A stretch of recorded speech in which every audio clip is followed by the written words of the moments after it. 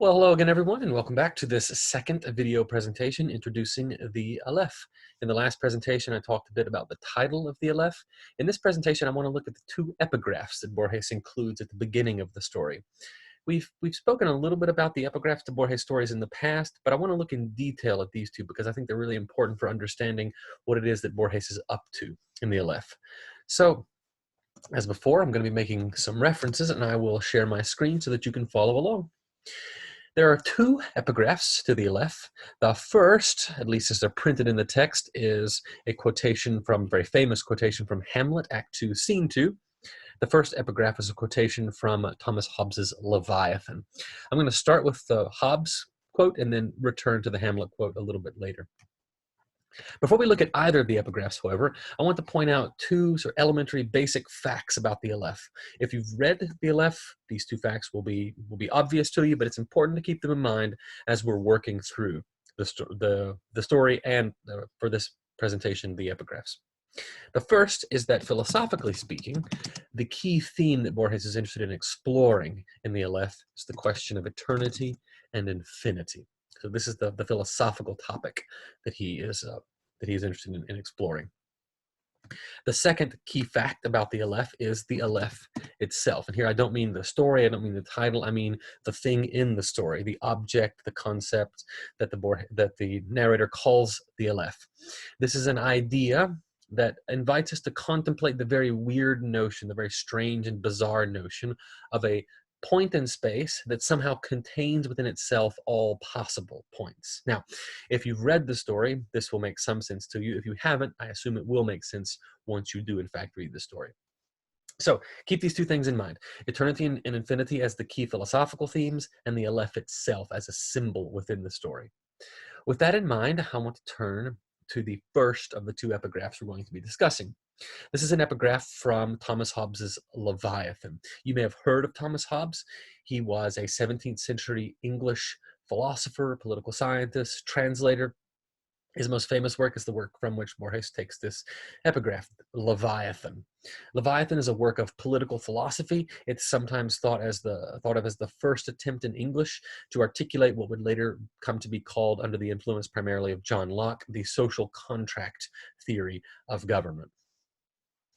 In addition to his interest in politics proper, Hobbes was also a great admirer of science, or what in his day was called the new science. So by new science here, I just mean the science associated with people whose names you've heard, people like Kepler and Copernicus and Newton and Descartes, and people of this nature. Hobbes was very interested in the new science. He was interested in promoting it. He was also interested in taking the concepts that were emerging from the new science and applying them in a political context. So ideas like action, reaction, force, mechanism, gravity. He was interested in seeing to what extent these concepts that had proven so fruitful in the natural sciences could be transferred to the human sciences, the social or political sciences. Now, as a result of his interest in the new sciences, Hobbes also took upon himself the burden of rejecting what was then being called the old sciences. Now, for the purposes of our presentation here and for the purposes of Hobbes in general, the old sciences refer primarily to Aristotelian philosophy, especially as it was received in the Middle Ages in Western Europe. Aristotle was sort of transmitted into Europe via Islamic influence, actually, in the 11th and 12th centuries, and it came to hold a place of preeminence within medieval philosophy. This is the kind of approach to knowledge that Hobbes is interested in rejecting in the name of the new science, and hopefully that conflict will become a little bit more clear as we take a look at the epigraph itself. Okay, so let's look at the epigraph. I want to read at least the first half of it, and then I'll make some comments.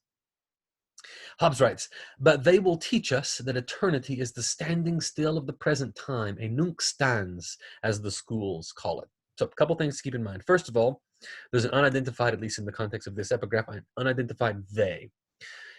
We don't know who this is in the context of the epigraph, but if you read the passage in the context of Leviathan as a whole, or if you just know who Hobbes' enemies are, you know that he's talking about the medieval philosophers here, the medieval Aristotelians, and also the sort of partisans of medieval Aristotelian philosophy who were still active in the 17th century. Hobbes makes another unmistakable reference to this intellectual tradition in this parenthetical remark right before the semicolon, the schools, as the schools call it. The schools here is a reference to what was called scholastic philosophy. And scholastic philosophy is just another term for medieval philosophy. It was called scholastic philosophy because really for the first time in history, medieval philosophy was born and grew up within a school or scholastic context. First in the so-called cathedral schools, which as you can probably guess were attached to the various cathedrals that populated Europe, and then later in the great universities of Europe, so the University of Bologna in Italy, the University of Paris in France, Oxford and Cambridge in England. As a result of their close association with these scholastic institutions, medieval philosophers were often called scholastics or schoolmen. So that is who Hobbes has in his sights here. That's who he's writing against to some degree. So keeping that in mind, let's turn to the key concept in the first half of this epigraph. But they will teach us, he writes, that eternity is the standing still of the present time, a nunc stans, a nunc stans. So obviously the key concept in the first half of this epigraph is eternity. Now, before we sort of dive in and try to figure out what he's talking about here, it might be helpful to make a distinction. I want to do this by distinguishing between two senses of eternity. The first one I will call very unimaginatively eternity A. By eternity A, I mean eternity as everlastingness. That is to say, a being is eternal in this first sense if it is everlasting, if it always exists, if it never comes into existence or passes out of existence, if it exists at all possible points on a timeline. It's immortal, you might say. This kind of eternity is also sometimes called sempiternity. Sempiternity from the Latin adverb semper, which just means always. So something is sempiternal if it is everlasting, if it exists at all possible times. It never comes into existence, never passes out of existence. That's eternity in the first sense. Now, this is not the sense in which Hobbes is using the word eternity in this passage. He's thinking of eternity in what we might call the proper sense, or as I will again very unimaginatively call the B sense, eternity B. So if eternity A is eternity as sempiternity or everlastingness, eternity B is eternity as timelessness. Here the idea is that a being or an entity is eternal not if it exists at every possible time, but if it exists outside of time. It is what you might call atemporal. It does not exist within the flow of time. Now, Hobbes gets at this idea in a couple of ways in the epigraph. He says, but they will teach us that eternity, and he's thinking of eternity in this second sense, is a standing still of the present time, a nunc stans. So the phrase nunc stans is a Latin expression that means literally a now standing. You can think of it somewhat more colloquially as a standing now, or an immobile now, an immovable now, or in Hobbes' own language, the standing still of the present time. Here's the idea. A timeless being is timeless because it experiences all of time, not as a duration, not as a flow from past through present to future, but as what philosophers will sometimes call a durationless present. Now, let's think about this for a second. A being is eternal in the second sense, not if it exists forever, but if it exists outside of time. If it experiences time not as a flow from past to present to future, but as a kind of eternal, durationless now. A nunc stans, a standing still of the present moment. This is a difficult concept to get your head around, and in fact, Hobbes is going to admit as much in the second half of the epigraph. For our purposes, I think we can point out two implications of this second definition of eternity that Hobbes has in mind here.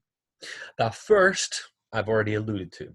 It's simply that an eternal being, in this second sense, does not experience time in the way that we experience time. So think about the way that you experience time. I think of what happened yesterday as past, what is happening now as present, and what will happen tomorrow as future. In that sense, I see myself and my life as sort of stretched out temporally. An eternal being, on the other hand, would not experience time like this.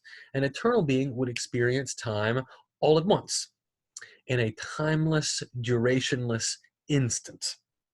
So, whereas for me, the death of Shakespeare in the 17th century is past, recording this video presentation is present, and the beginning of the 22nd century is future.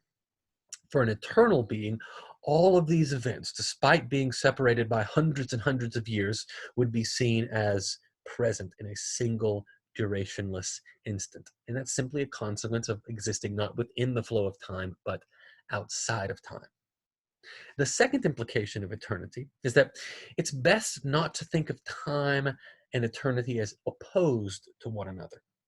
So it's not that time is the opposite of eternity or that there's some conflict between time and eternity.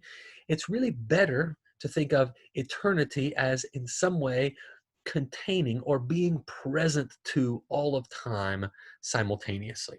Now, this generates the paradoxical idea that an eternal being, a being that exists eternally in the second sense, timelessly, is present simultaneously to all of time. Or to put it another way, in sort of the opposite direction, from the perspective of an eternal being, all of time, all of the points along a timeline are present to, in some sense, contained in a single durationless instant. Now, if you think back about the first presentation about the Aleph, you will begin to see some connections. The idea of a multitude of temporal points somehow being contained within or present to a single durationless instant. I will leave it to you to some degree to think through the implications of that suggestion. For the purposes of Hobbes, however, we're only halfway through the story. Let's return to the epigraph and read the second bit. So he says, but they will teach us that eternity is the standing still of the present time, and Nunc-stans, as the schools call it, which neither they nor anyone else understand. So it's important to note here that Hobbes is referencing the idea of eternity as a Nunc-stans, a standing still of the present time, not in order to argue for it, but in order to ridicule it. So he gives the definition of the scholastics, the schoolmen, and then he says, which they nor anyone else understand. That is to say, they're using concepts that are nonsensical, that don't make any sense. They don't understand it. I don't understand it. No one understands it because it's ununderstandable. It's unintelligible. He continues, nor anyone else understand no more than they would a hic stans for an infinite greatness of place. And hic stans is another Latin expression. So nunc means now, so a standing now. A hic stans means a standing here. Hic is just a word for here in Latin. So a hic stands for an infinite greatness of place. The idea that Hobbes is pushing here is that just as you cannot possibly imagine a single point in space that contains all possible points, so it's equally absurd to imagine a Nunc-stans, a single moment in time, a durationless instant that somehow contains or is present to all of time. Now, think about how this epigraph works in relation to the story. In a certain kind of way, what Hobbes is describing here is precisely the Aleph, as Borges' narrator will describe it. And yet, Hobbes is describing the Nunc-stans, the eternal present, the hic stans, not in order to argue for it, not in order to render it sensical, but to ridicule it. What does that tell us about Borges' approach to his own story? He begins with an epigraph that ridicules the concept that he's playing with and exploring in the story. What does that mean? Why does he do this? Keep that in mind as you're reading. With that in mind, I want to turn very briefly to the second epigraph. This is a very famous quotation from Hamlet, Act 2, Scene 2. In this scene, Hamlet is speaking with Rosencrantz and Guildenstern, and they're sort of bemoaning the fate of Denmark. Hamlet, just before this, had called Denmark a prison. And then he says very famously, "Oh God, I could be bounded in a nutshell and count myself a king of infinite space." So here again, the connection to the Aleph is not terribly difficult to grasp. The idea of a vast amount of space, infinite space for Hamlet, being contained within a very small point, a nutshell. Now, it's important to note, although Borges doesn't include it, this is not in fact the entire quotation. There's another clause that Hamlet says immediately after this. He says, "Oh God, I could be bounded in a nutshell and count myself a king of infinite space, were it not that I have bad dreams." So the general theme of this conversation with Rosencrantz and Guildenstern is the idea that our mental attitude toward the world determines how we will experience suffering and pleasure. So just before this, Hamlet had very famously said, nothing is good or bad, but thinking makes it so.